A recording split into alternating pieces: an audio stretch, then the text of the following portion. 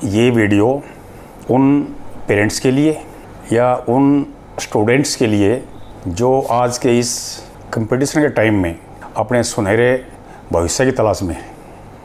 आज जैसा कि आप देख रहे हैं कि कंपटीशन जो किसी भी लेवल का क्यों ना हो, 10वीं पास करके और BA MA पास करने के बाद इवन आपके प्रोफेशनल कोर्सेज भी कंप्लीट करने के बाद आपको ये कंपटीशन में से तो गुजरना ही होता है। तो इसके लिए बच्चे दिन रात मेहनत करते हैं, क्योंकि वैकेंसीज़ बहुत ही कम हैं और सरकार की पॉलिसीज़ ऐसी हैं कि रोज़ाना वैकेंसीज़ घटती ही जा रही हैं और एलिजिबल स्टूडेंट्स की संख्या बढ़ती जा रही हैं। तो इसके लिए कंपटीशन प्राकृतिक तौर पे और ज़्यादा हो गया। कंपटीशन का लेवल काफ़ी ऊंचा हो गया है अब। तो स्टूडेंट्स ईमानदारी से मेहनत करते हैं, उनका विज़न भी साफ़ होता है, वो डिज़र्व भी करते हैं कि उन्हें उनकी योग्यता के अनुरूप कोई सूटेबल नौकरी मिले, ताकि वो अपना सुनहरे भविष्य का जो सपना सोए बैठे हैं वो पूरा हो सके। लेकिन एलिजिबल भी बहुत सारे होते हैं, पोस्ट लिमिटेड हैं, बैठने वाले 10 बच्चे हैं बिल्कुल बराबर की काबिलियत के और कुर्सी 2 ही हैं, तो कंपटीशन और भी टाइट हो जाता है। तो इसके लिए इस वीडियो के माध्यम से जो इन्फॉर्मेशन देना चाहता हूँ वो ये है कि बच्चे दिन रात मेहनत करते हैं, ईमानदारी से लगे रहते हैं, लेकिन परिणाम उनकी आशा के अनुरूप नहीं आ पाते। तो इसके लिए हमने बड़ी बारीकी से 2-4 बातों पे सर्वे किया कि कौन से ऐसे फैक्टर हैं, कौन से इश्यूज हैं ऐसे जिससे ईमानदारी से मेहनत करने वाले बच्चों की मेहनत का परिणाम उनकी आशा के अनुरूप हो जाए और उन्हें वो नौकरी मिल जाए जिसके लिए वो दिन रात मेहनत किए हुए। इसमें सबसे पहले जो बच्चा किसी एग्ज़ाम की तैयारी कर रहा है उसके लिए एक सूटेबल इन्वायरमेंट। सूटेबल की परिभाषा क्या है? सूटेबल का मतलब ये है कि जहाँ बच्चा अपनी पढ़ाई कर रहा है, 2 घंटे 4 घंटे 5 घंटे 8 घंटे जितना भी अपना कीमती समय लगा रहा है, वो इन्वायरमेंट वहाँ का बिल्कुल सूटेबल हो पढ़ाई के लिए, वहाँ पूर्ण शांति हो, किसी प्रकार की अननेसेसरी डिस्टर्बेंस ना हो, वो सारी वो फैसिलिटीज़ हों जो बच्चे की कंसंट्रेशन को बढ़ाएं ना कि घटाएं। इसके लिए पहले हमारे पास जगह हुआ करती कि हम पार्क में बैठ के पढ़ लिया करते या घर पे ऊपर कोने पे जाके पढ़ लिया करते, लेकिन आजकल आप देख रहे हैं कि मल्टी स्टोरी घर हो गए लोगों के, पार्कों में जगह नहीं बची है। तो वो हमारा एक जो बहुत बढ़िया एक ऑप्शन था वो ख़त्म हो गया है।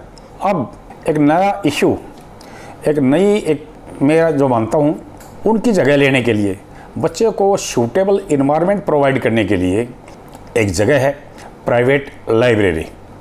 क्योंकि लाइब्रेरी एक ऐसी जगह है जहाँ पे आपको सारी जो फैसिलिटीज़ है जो चाहिए आपको, वहाँ आप बैठ के पढ़ सकते हैं। क्योंकि लाइब्रेरी की अपने कुछ टर्म्स कंडीशंस हैं।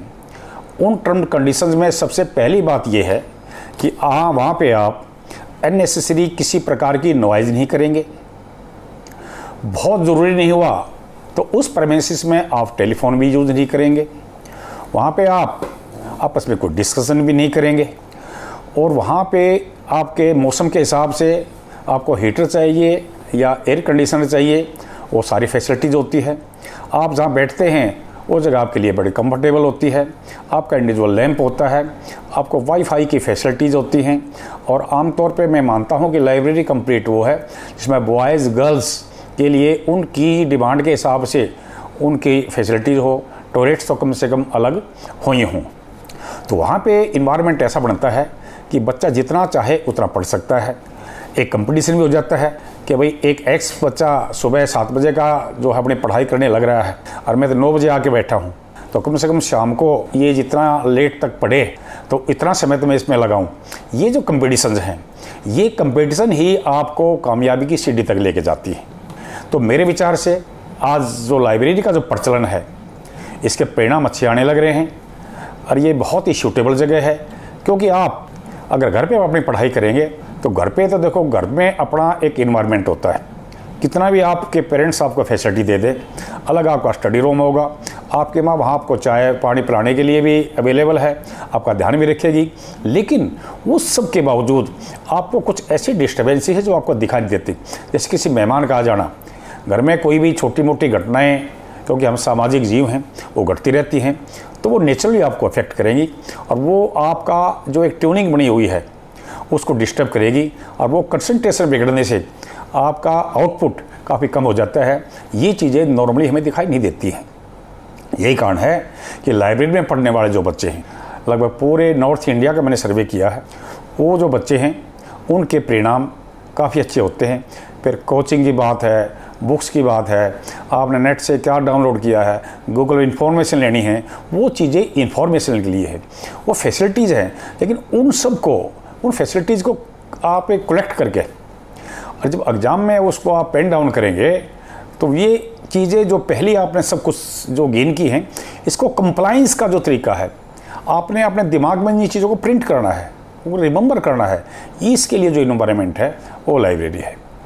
अच्छा, इसमें कोई आपका कोई सुझाव हो तो ये मेरा आप जो लिंक मैं आप लोगों को सेंड करूँगा, इसे भेज सकते हैं।